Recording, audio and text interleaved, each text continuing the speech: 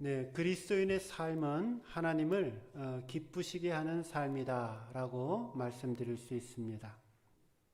하나님께서 이미 구원의 은혜를 우리에게 주셨고 또 성령 안에서 매일매일의 삶을 인도해 주시는 그 아버지 하나님의 사랑에 대한 그 보답이다 라고 말씀드릴 수가 있습니다. 오늘 우리가 상고하는 이 하나님의 말씀은 어떻게 하나님을 기쁘시게 해드릴 수 있겠는가에 관한 말씀입니다.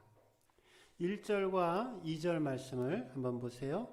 그러므로 형제들아 우리가 끝으로 주 예수 안에서 너희에게 구하고 권면하노니 너희가 마땅히 어떻게 행하며 하나님을 기쁘시게 할 수 있는지를 우리에게 배웠으니 곧 너희가 행하는 바라. 더욱 많이 힘쓰라. 우리가 주 예수로 말미암아 너희에게 무슨 명령으로 준 것을 너희가 아느니라. 이 말씀을 요약하면 이런 뜻입니다. 내가 사도 바울의 말입니다. 내가 너희들에게 어떻게 하면 하나님을 기쁘시게 할 수 있는지에 대해서 가르쳐 주었다. 너희가 그 하나님 말씀 받은 그대로 너희가 행하고 있구나. 참으로 귀한 모습이다. 앞으로도 더욱더 배운 그 하나님의 말씀대로 따라 살아가서 하나님의 뜻 이루기를 힘써라 라고 말씀하십니다. 하나님을 기쁘시게 해드리기 위해서는 하나님의 마음을 잘 아셔야 합니다. 여러분 질문을 드려볼게요. 여러분 생각하시기에 내가 어떻게 행동을 하면, 내가 무엇을 하면 하나님이 기뻐하실까 한번 생각해 보십시오. 이 질문에 대한 답을 찾아가기 위해서는 사랑하는 남녀의 관계를 우리가 조금 생각해 볼 필요가 있습니다. 남자와 여자가 서로 사랑을 할 때에 많은 경우 잘못 행하게 되어지는 실수가 한 가지가 있습니다. 이건 결혼한 사람도 마찬가지고 또 결혼하기 전에 연애를 하는 사람도 마찬가지입니다. 신혼인 사람도 마찬가지고 20년, 30년, 50년, 60년 사람도 살았던 사람도 마찬가지입니다. 어떤 거냐면 무슨 실수를 하냐면 내 식대로 상대방을 사랑하려고 하는 잘못을 범합니다. 내가 가지고 있는 생각, 내가 가지고 있는 감정, 내가 가지고 있는 기준으로 상대방을 이렇게 해주면은 상대방이 좋아할 거야 라고 내 기준을 가지고 상대방을 사랑하는 것입니다. 뭐 괜찮을 것처럼 보이지만 이것이 사실은 결혼 생활이나 혹은 남녀 간의 관계를 어그러뜨리는 매우 잘못된 사회적인 통념입니다. 다행히도 상대방도 내 생각과 똑같이 혹은 내 가치관과 똑같이 나도 그게 좋아 이러면은 큰 문제가 생기지를 않지만 사랑받는 대상이 내가 생각하고 내가 원하는 방식과는 다른 방식으로 사랑을 받기를 원한다라면 거기에는 그 관계 속에는 항상 문제가 발생합니다. 사랑을 받는 사람은 상대방이 자기식으로만 사랑하기 때문에 자신의 마음에 참된 사랑을 느끼지 못합니다. 반면에 사랑을 베풀어 주는 사람들은 상대방이 내가 이만큼 사랑했는데 내 마음도 몰라주는구나 하며 서운해합니다. 그러기에 상대방의 마음과 생각을 읽고 그 상대방의 입장에 서서 사랑하는 것, 그것이 행복한 남녀 간의 관계, 행복한 부부 간의 결혼 생활을 위해서 매우 중요한 요인이 되는 것입니다. 본문과 약간 거리가 있지만은 그래도 제가 이 결혼 이야기가 나왔으니까, 부부 이야기가 나왔으니까 조금만 더 해보면, 저랑 제 아내가 결혼한 지 꽤 됐어요. 얼만큼 됐는지 잘 모릅니다. 하여튼 꽤 됐습니다. 예. 그런데 신혼 초에는 많이 싸우고 그 다음에 서로 의견 조절을 하느라고 힘든 경우들도 꽤 있었어요. 뭐 목사 가정이라고 별반 다르겠습니까? 저는 인격이 훌륭한데 제 아내가 약간 떨어져서 우리 가정도 많이 싸웠어요. 농담입니다. 네. 제 인격이 부족해서 우리 가정도 많은 결혼 생활의 어려움을 초창기에 겪었단 말이에요. 근데 그러다가 어느 순간 굉장히 좋아진 시기가 있었어요. 근데 그때 바꾸었던 몇 가지 우리의 서로 간의 대화의 방식이 있었는데 그건 뭐냐면은 내가 가지고 있는 생각을 상대방한테 이야기를 해주는 거예요. 나는 이러이러할 때 마음이 별로 안 좋아. 나는 이렇게 해주면 정말 마음이 고맙겠어. 아니 그것도 몰라? 내 마음도 몰라? 하고 상대방이 내 마음을 다 알아줄 것 같으면 그런 사람 없다라는 거예요. 하나님은 아시겠지만 아무도 몰라요. 내 마음도 내가 잘 모르는데 그렇잖아요. 여러분 사람의 마음이라고 하는 것이 갈대와 같아서 어쩔 때는 이렇게 하는 게 좋았다가 어쩔 때는 저렇게 하는 게 좋을 때가 있잖아요. 나도 내 마음을 잘 모르는데 내가 말하지 않으면은 상대방이 어떻게 내 마음을 알 수가 있겠느냐라는 거예요. 그러니까 내가 아주 좋은 말로, 좋은 표현으로 나는 이러할 때 나는 그것이 나를 불편하게 해요. 이러하면 나는 참 좋겠어요. 라고 내 마음의 생각들을 상대방한테 이야기해주고 알려주는 것. 거기서부터 좋은 관계는 만들어져 갈 수가 있겠습니다. 지금 사랑을 할 때에 내 식으로 사랑하는 게 아니라 상대방이 원하는 것을 해주는 것이 사랑이다 라는 말씀을 드렸어요. 이것은 영적인 일에 있어서도 또한 마찬가지입니다. 나는 하나님을 기쁘시게 해드린다라고 열심히 생각을 하고 있는데 하나님은 No, 그렇지 않아 라고 얼마든지 우리에게 말씀하실 수 있다라는 거예요. 나는 교회를 잘 섬기고 있고 하나님의 일을 열심히 하고 있다라고 생각하는데 하나님은 아니야 라고 말씀하실 수 있다라는 것이죠.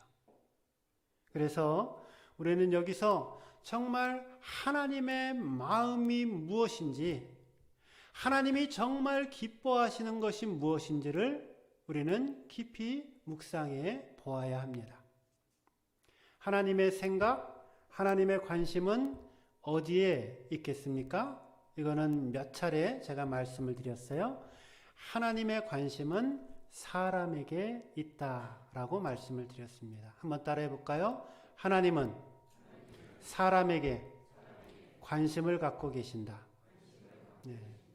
그러니까 제가 그 이전에 여러분들과 이 말씀을 나누었을 때에는 하나님이 사랑하시는 나의 아내, 하나님이 사랑하시는 나의 남편, 하나님이 사랑하시는 성도님 한 사람 한 사람, 내 친구 한 사람을 마치 하나님이 너무나도 귀하게 여기시고 존귀히 여기기 때문에 그들을 향하여 사랑을 베풀고 나누는 삶을 살아야 된다. 이렇게 제가 여러분들과 하나님 말씀을 나누었습니다. 오늘은 조금 다른 초점을 가지고 이 말씀을 나누고자 합니다. 하나님의 관심이 사람에게 있다라고 하는 이 말은 복음을 전하고 다른 영혼들에게 내가 주님의 사랑을 전한다라는 1차적인 뜻도 있지만 또한 동시에 하나님은 저와 여러분들 자체에 관심이 있다라는 것입니다. 즉 내가 하나님을 기쁘시게 해드리기 위해서 이것도 하고 저것도 하고 이런 어떤 봉사도 하고 행동도 하고 하는 우리의 행위에 하나님은 관심을 먼저 갖고 계시는 것이 아니라 나 자신이 어떤 사람이 되어 가느냐에 우리 주님은 지극한 관심을 갖고 계신다라는 사실을 기억해야 합니다.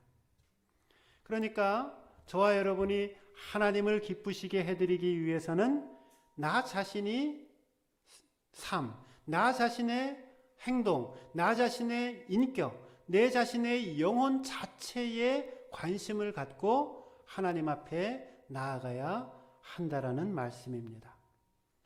오늘 사도 바울이 저와 여러분들에게 주시는 말씀도 동일합니다.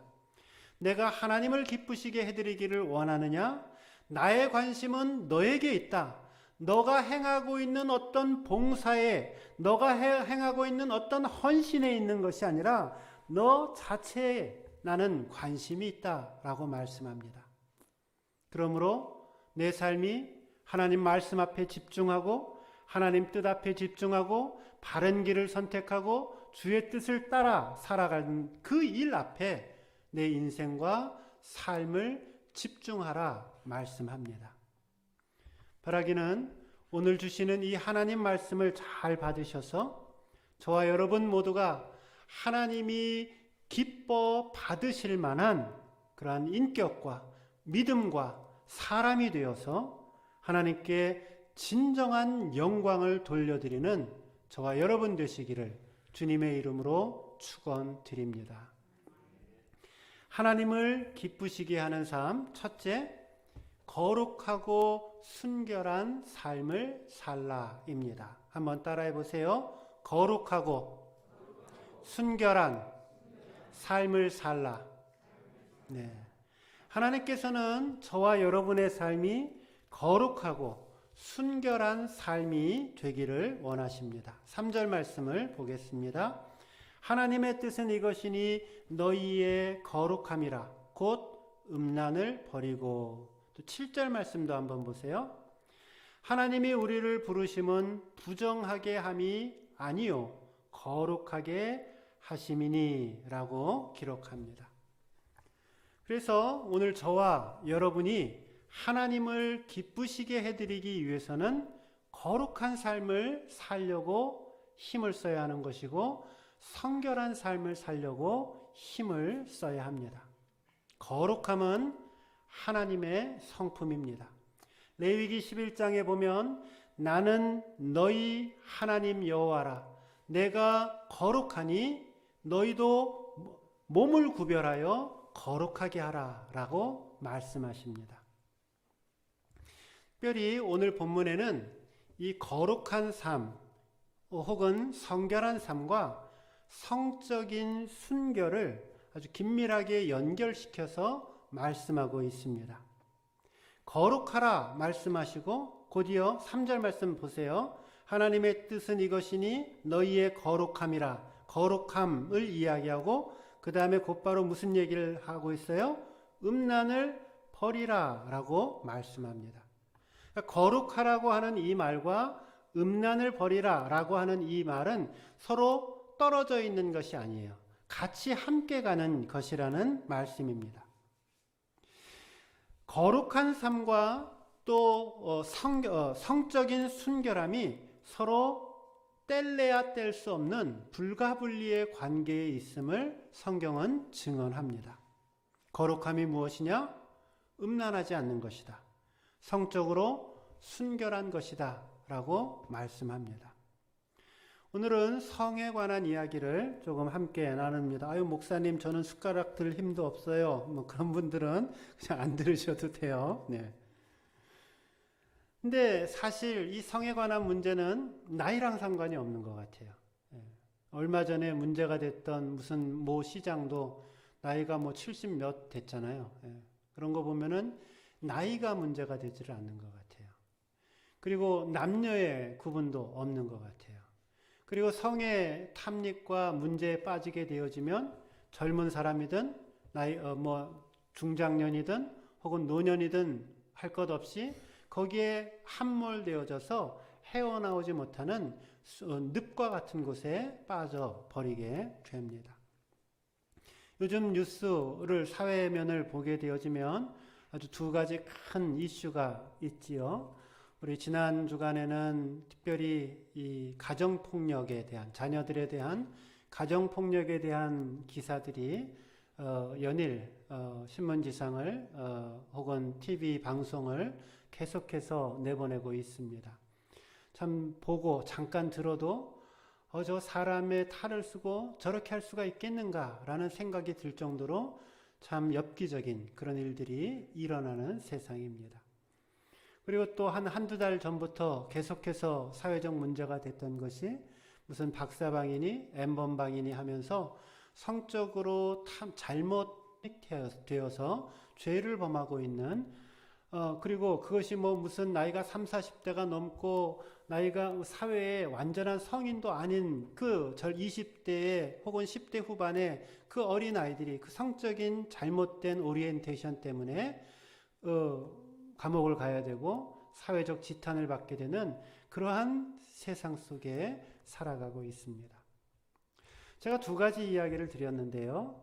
이 자녀에 대한 학대와 이 성적인 탐닉, 이 두 가지는 얼핏 보면은 서로 다른 이야기 같지만은 그 내면을 깊이 들여다보면은 동일한 원인에 의해서 발생을 합니다.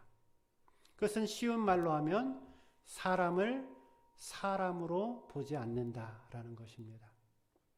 사람을 인격으로 보고 사람을 품위를 갖춘 가치가 있는 사람으로 보고 사람을 하나님의 고귀한 형상으로 만들어진 존재로서 사람을 인격적으로 보아야 하는데 그러지 못하고 사람을 자기의 욕망을 채우는 수단 혹은 화풀이하는 수단쯤 정도로 생각하며 자기보다 약한 대상자들을 공격하고 어려움을 주고 사회적 범죄 행위들을 피게 되는 것이죠.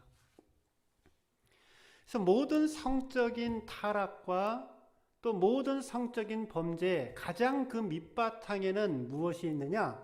그것은 사람을 사람으로 보지 않고 사람을 쾌락의 도구로 본다라고 하는 기본적인 사고를 가지고 있게 됩니다. 이거는 10대도 마찬가지고요. 20대도 마찬가지고 30, 40대도 마찬가지고 5, 60대, 60, 70대도 다 마찬가지입니다.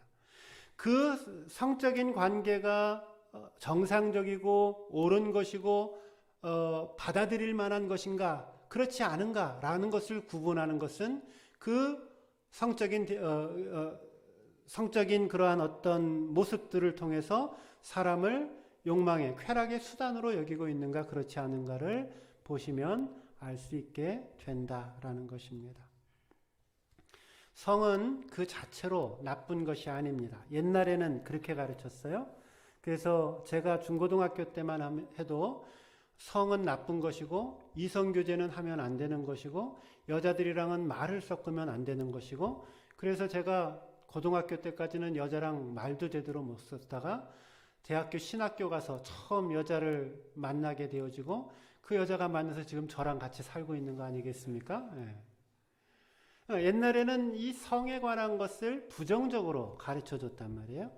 그런데 성은 그렇지 않아요. 아름다운 것이고 부부 사이의 사랑과 신뢰를 회복시켜주고 깊게 만들고 강하게 만드는 역할을 하게 됩니다. 그리고 이 성은 하나님의 창조 사역의 도구로서 사용되는 것입니다. 만약에 이 성이라고 하는 것이 정신적인 사랑이 좋은 것이고 육체적인 사랑은 나쁜 것이다 라고 그렇게 생각하고 가르치면 이게 플라톤의 가르침이고 그 플라톤의 가르침을 받았던 초기 기독교 그 사상가들이 그러한 가르침을 가져서 제가 중고등학교 때 그렇게 배워왔다라는 거예요. 성은 나쁜 것이고 이렇게 부정적인 것으로 배웠다라는 거죠.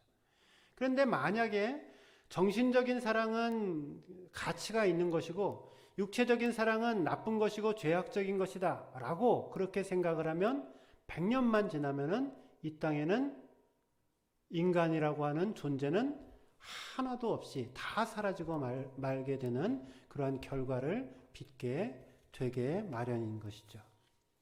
성은 필요한 것이고 또 중요한 사랑의 요소가 되지만 그렇지만 이 성이 잘못 사용되어질 때에는 그 성 자체의 남용 가운데에 아주 무서운 악마성이 사로잡고 있습니다.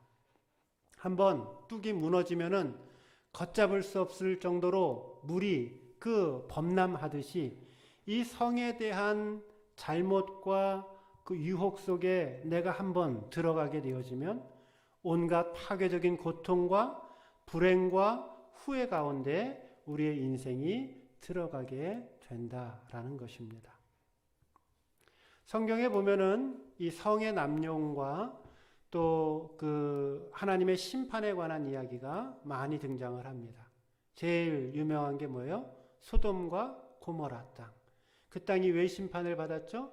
여러 가지 이유가 있지만 그 중에 가장 큰 요인 중에 성경이 기록하고 있는 가장 큰 요인 중에 하나는 그 땅이 성적으로 문란한 그러한 사회적 구조를 가지고 있었다라는 거죠.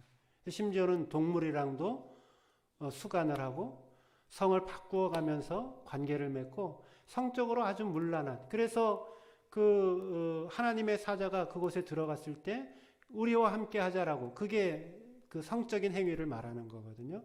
그렇게 하면서 정말 사람 가리지 않고 성에 탐닉에 그 사회 전체가 들썩거리고 있는 그런 모습을 보게 됩니다.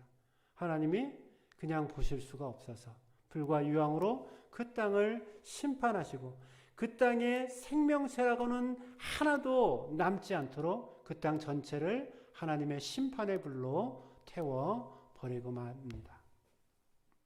그뿐만이 아니죠. 우리가 또 잘 알고 있는 누가 있어요. 이 성에 대한 실수에 관련되어져서 대표적인 사람이 또 누가 있을까요? 다윗 왕, 삼손도 있죠. 삼손도 나시린으로서 지켜야 할 이 금욕에 대한 여성과 관계를 갖지 않아야 되는 그 규약을 거스르게 되면서 하나님이 주신 그 강력한 힘을 잃고 하나님의 사역을 그리치고 마는 결과를 빚게 됩니다.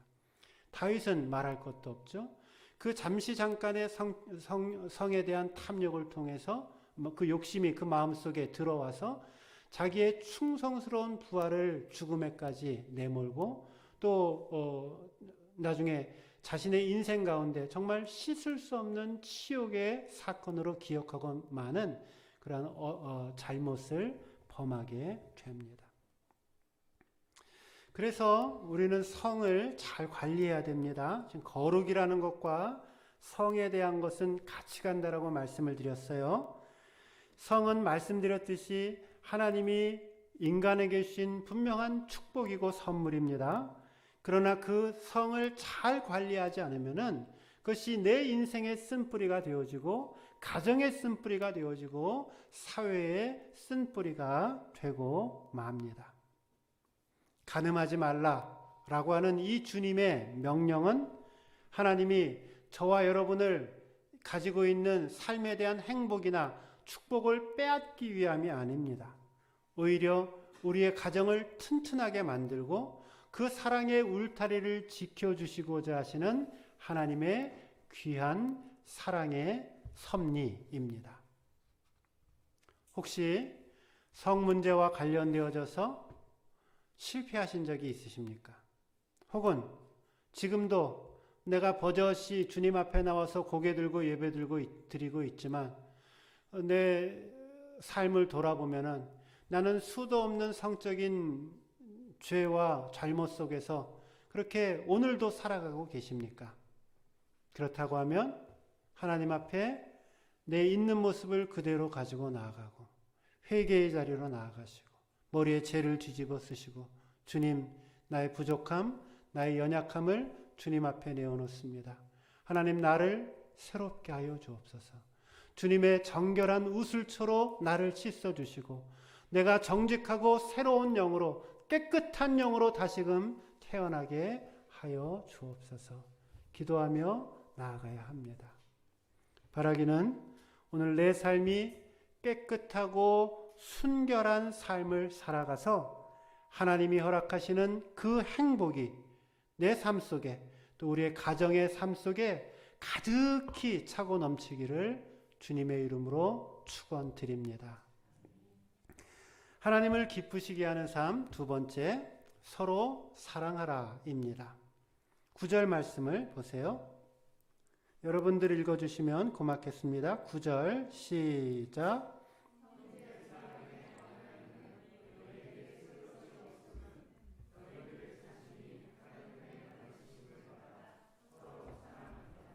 네, 감사합니다. 여기 데살로니가 이 말씀 내용을 요약하면 데살로니가 교회 안에는 형제 사랑이 풍성하다. 내가 이제 더 이상 특별히 너에게 쓸 말도 없다.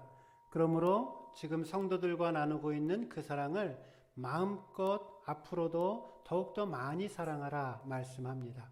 우리 지난주에도 이 서로 사랑하라 라는 말씀을 주셨어요. 저도 이 일과 이 사랑하는 것과 관련되어져서는 오늘 짧게 말씀을 드립니다. 늘 주시는 하나님의 말씀대로 더욱더 하나님 앞에 하나님의 영 안에 풍성이 거하여서 사랑의 영 안에 풍성하게 거하여서 그 사랑을 나누는 삶을 살아가십시오. 제가 오늘 이 사랑과 관련되어져서 강조하고 싶은 말은 사랑은 사랑의 의지라고 하는 표현입니다. 사랑의 의지 혹은 사랑하고자 하는 의지가 있어야 한다라는 것입니다. 스콧백이라고 하는 기독교 심리학자는 이렇게 말합니다.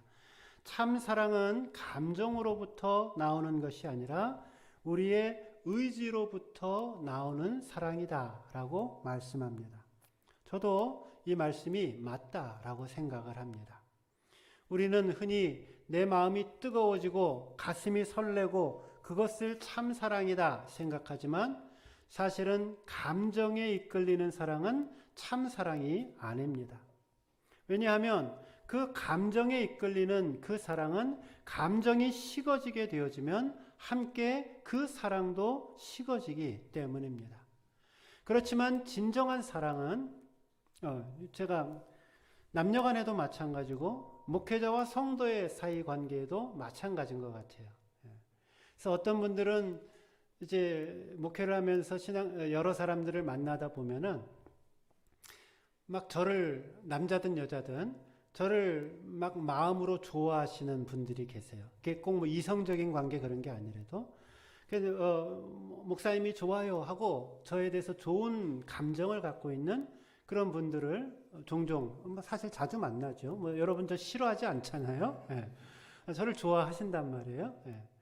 근데 제가 그렇게 감정적으로 목사님이 좋아요 하고 하는 그러한 사람들을 제가 조심하게 그런 분들을 대한단 말이죠. 왜? 그 감정이 없어지면 어떡할 건데? 예. 어느 날 목사님이 좋아요 하는 그 감정이 나한테서 없어지면은 그러면 우리는 앞으로 어떻게 관계를 맺어야 되나 하는 생각이 듭니다. 사랑이라고 하는 거, 진정한 사랑이라고 하는 것은 뭐예요? 사랑의 의지이다. 감정이 아니라 의지이다라는 사실을 기억하면서 행동하고 실천하는 사랑으로까지 나아가야 한다라는 말씀입니다. 오늘 이거를 우리의 가정에 이렇게 한번 적용해 보겠습니다. 오늘 나는 내 아내에게 혹은 내 남편에게 사랑을 의지적으로 표현할 수 있는 것이 무엇이 있을까? 한번 생각해 보십시오. 혹은 여러분이 동생이랑 같이 살면 동생, 오빠나 형이랑 살면은 오빠나 형, 혹은 난 지금 혼자 살고 있으면은 같이 친하게 지내는 친구 동료들과 과연 나는 내가 마음에 두고 있는 그 사람을 향해서 구체적으로 오늘 어떻게 사랑의 의지를 실천할 것인가? 이거 한번 마음속에 생각하시고 한번 오늘 적용을 해보실 수 있었으면 좋겠습니다. 예를 드는 거예요. 이렇게 하시라는 게 아니라 내가 일주일 내내 그동안 아내에게 밥을 이렇게 맛있게 대접을 받았는데 내가 오늘은 일요일은 짜파게티 끓이는 날이잖아요. 그러니까 오늘은 제 아내가 너무 좋아하는데 오늘은 내가 아내를 위해서 혹은 우리 식구들을 위해서 한번 맛있게 밥을 한번 만들어 보겠다. 난 밥을 만들어 본 적이 없어. 그럼 어떻게 하시면 돼요? 내가 아내를 위해서 오늘은 한번 내가 설거지를 해줘 봐야 되겠다. 혹은 아니면 손발을 주물러 줘 봐야 되겠다. 아주 구체적이고 프랙티컬하게 실제적으로 그렇게 적용하면서 오늘 사랑을 실천하는 법을 한번 훈련해 볼 수 있기를 바랍니다. 여러분, 여러분, 사랑하는 것, 이것을 떠나서는 우리의 신앙을 결코 얘기할 수가 없어요. 그거 꼭 기억하셔야 됩니다. 내가 예수 믿는다라고 하는 것은 주님의 사랑을 본받아서 그 사랑, 하나님이 만나게 해주신 사람 사랑하고 섬기고 베풀고 나누는 이 일을 위해서 우리를 믿게 하셨고 우리를 하나님 자녀 삼으신 줄로 믿습니다. 바라기는 사랑의 생각만이 아니라 사랑의 감정만이 아니라 사랑의 실천과 의지로까지 나아가는 저와 여러분 되시기를 주님의 이름으로 축원드립니다. 마지막 세 번째입니다. 하나님이 기뻐하시는 사람 3. 세 번째, 일하기를 힘쓰라입니다. 11절 말씀 보세요. 11절 같이 읽겠습니다. 시작. 또 너희에게 명한 것 같이 조용히 자기 일을 하고 너희 손으로 일하기를 힘쓰라. 아멘. 하나님을 기쁘시게 하는 사람은 어떤 사람인가? 그것은 부지런히 일하기를 힘쓰는 사람이다 말씀합니다. 여기서 말하고 있는 일은 특별히 교회에서 하는 하나님에 관한 봉사를 말하고 있는 것이 아닙니다. 우리가 살아가고 있는 모든 일상의 일들에 있어서 그 모든 일들에 힘쓰는 것을 말합니다. 특별히 필요한 양식을 얻기 위해서 일하는 그 세상의 모든 일들 가운데 어떻게 해요? 부지런히 열심히 일하라. 그것이 하나님을 기쁘시게 하는 것이다 라고 말씀합니다. 맞는 말이에요. 하나님의 뜻이고 여러분 종교개혁가인 존 켈빈이 지금 우리가 상고하고 있는 이 데살로니가전서 4장 11절 이 말씀을 가지고 종교개혁에 아주 중요한 기초를 놓았고 그때로부터 서구 군세 사회에 은행이라는 것들이 만들어지고 또 사람들이 열심히 일을 해서 저축을 하고 또 그 번 돈으로 다른 사람들을 위해서 나누어주는 그러한 조직화되어진 그러한 사회 시스템이 만들어진 그 성경 구절이 이 데살로니가전서 4장 11절 말씀입니다. 믿는 사람들이 갖고 있는 오해 중에 축복에 관한 오해 중에 하나는 이것입니다.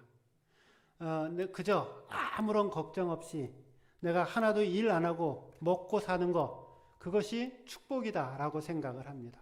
오늘 내가 복권이 500원이에요? 500원은 아닐 거예요 아마. 한 5,000원쯤 하겠죠? 잘 몰라요. 복권을 한 장을 샀는데 이 복권이 무슨 몇십억이 됐어요. 아, 하나님이 내 인생을 축복해 주셨구나. 축복을 그렇게쯤 생각한다라는 거예요. 그거 축복 아닙니다. 성경은 언제나 일하는 것에 대한 신성함을 이야기하고 있습니다.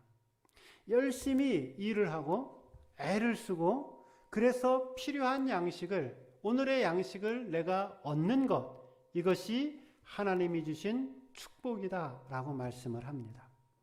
그래서 일할 수 있는 기회를 끊임없이 찾아야 하는 것이고 또 일이 나에게 주어졌을 때 그 일을 열심히 감당해야 합니다.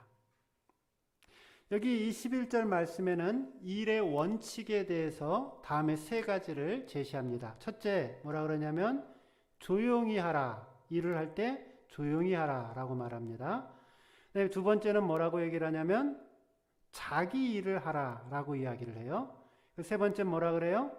손으로 일하기를 힘쓰라 라고 이야기를 합니다. 이게 우리가 일을 할 때 오늘 데살로니가 전서 4장이 우리에게 주시는 세 가지 원칙입니다.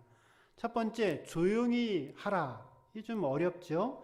헤시카제인이라고 하는 말인데 이것은 원어의 뜻은 시끄럽지 않고 안정된 상태를 가리킵니다. 해석을 하면 이런 뜻입니다. 일을 하는 데 있어서 조용히 안 하면 어떻게 되는 게 말 많이 하는 거죠. 일을 하는 데 있어서 원망하지 않고 일을 하는 거예요. 일을 하면서 불평하면서 일하지 않는 거예요. 일하면서 투덜대면서 일하지 않는 거예요. 일하면서 짜증내면서 일하지 않는 거예요.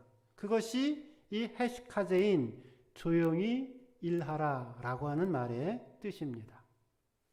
어떤 분들은 이런 분들이 있어요. 늘 일하실 때 말이 많으신 분들이 있어요. 내가 이거보다 더 좋은 일 할 수 있고 내가 능력이 더 많은데 맨날 나는 돈을 이만큼 받고 날 대접도 안 해주고 늘 끊임없이 말하고 불평하는 사람들이 있어요. 그러지 말라라는 것입니다. 오히려 일할 때는 조용히 하는 것입니다.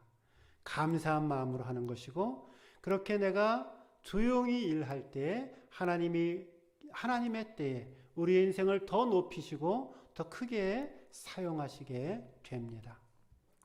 두 번째로 자기 일을 하라라고 말씀하셨어요.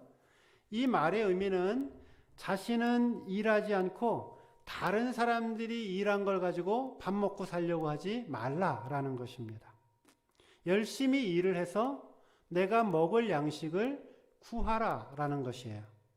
스스로 먹을 양식을 구하는 것입니다.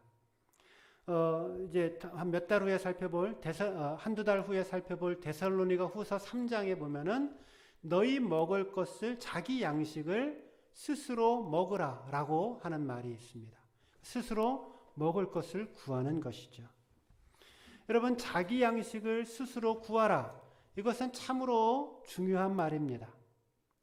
그래서 탈무드에 보면 이런 말이 있어요. 잘 들어보세요. 제가 질문합니다. 자녀에게 스스로 돈을 벌어서 사는 법을 가르쳐 주지 않는 것은 뭐뭐와 같아 라고 이야기를 하고 있습니다. 뭐라 그랬을 것 같아요? 자녀에게 스스로 돈을 벌어서 사는 법을 가르쳐 주지 않으면은 그것은 곧 도둑놈을 만드는 것과 같다라고 이야기를 합니다. 그래서 자녀들이 어려서부터 열심히 일을 하여서 그 대가로 먹고 사는 법을 가르쳐야 한다라는 것입니다. 저는 우리 사랑동산교회 청년들이 자랑스러워요. 제가 자랑스러워하는 여러 가지 이유가 있는데 그 중에 가장 큰 자랑거리 중에 하나는 어느 누구 하나도 일하는 것을 두려워하지 않고 열심히 일을 하고 또 비록 많은 보수를 받지 못하지만 최선을 다해서 자기 역할을 감당하고 있는 그런 모습들을 보면서 참 우리 교회 청년들은 참 좋은 사람들이야, 괜찮은 사람들이야 라고 그렇게 저는 늘 자부심을 가지며 생각을 합니다.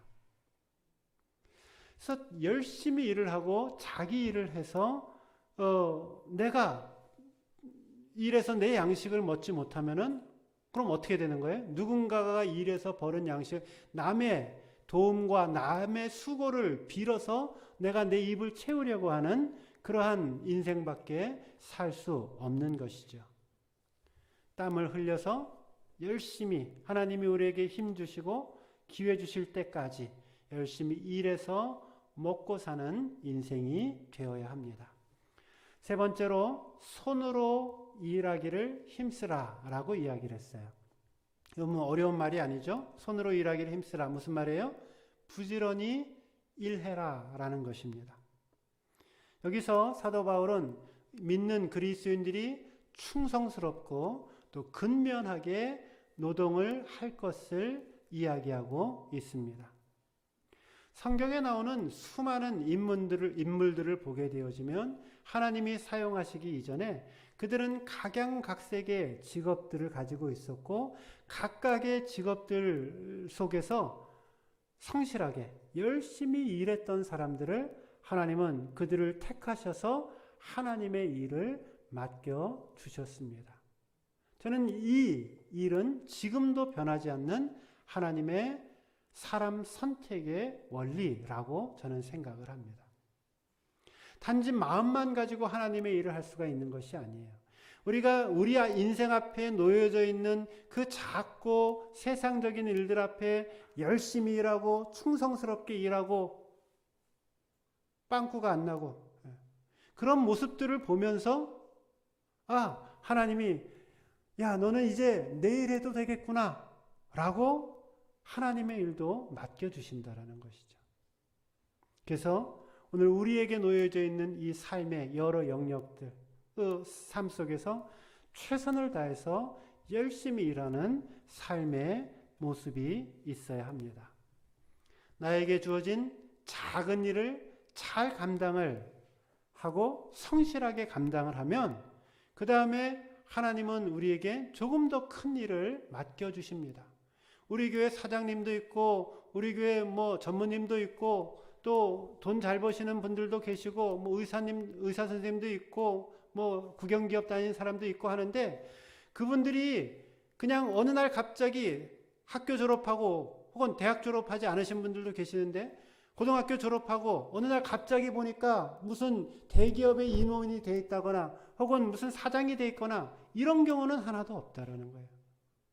어느 날 갑자기 신학교를 졸업하니까 무슨 유명한 교회에서 야, 얘는 신학교 때부터 떡잎이 남달라. 너 우리 교회 와서 담임 목사해. 이러는 경우는 없다라는 거예요. 그러니까 끊임없이 나에게 주어져 있는 그 작은 것들 앞에서 최선을 다하고 노력하고 충성하고 거기에서 인정을 받을 때 하나님이 우리에게 더 높은 일들을 맡겨주신다라는 것입니다. 부지런히 일하셔야 됩니다. 우리 교회는 놓으시는 분들이 없어요. 어떻게 하든지 간에 최선을 다해서 자기의 양식을 구하고자 하는 그러한 애씀이 있어서 정말 귀하고 감사하다라고 생각을 합니다. 오늘 주님이 저와 여러분에게 주신 말씀은 무엇입니까? 우리가 하나님을 기쁘시게 해드리기 위해서는 거룩하고 순결한 삶을 살아야 한다.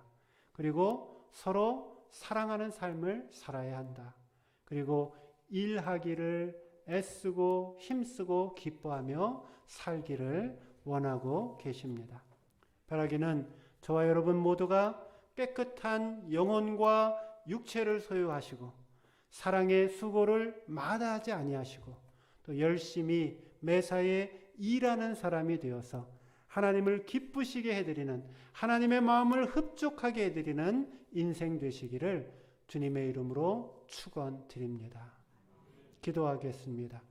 이제는 우리 주 예수 그리스도의 은혜와 아버지 하나님의 무한하신 사랑하심과 성령님의 감동 감화 충만케 하심의 역사가 거룩하고 성결한 삶 살기를 결단하고 사랑하는 삶의 실천을 결단하며 또 부지런히 조용히 감사함으로 일하기를 힘쓰기로 결단하는 우리 사랑하는 모든 성도님들 머리 위에와 가정과 직장과 사업체와 학업 위에 또 오늘 우리가 함께 예배당에서 예배드리지 못하지만 영상으로 함께 예배드리는 우리 믿음의 모든 식구들 머리 위에 이제로부터 영원토록 함께 하시기를 간절히 축원하옵나이다. 아멘.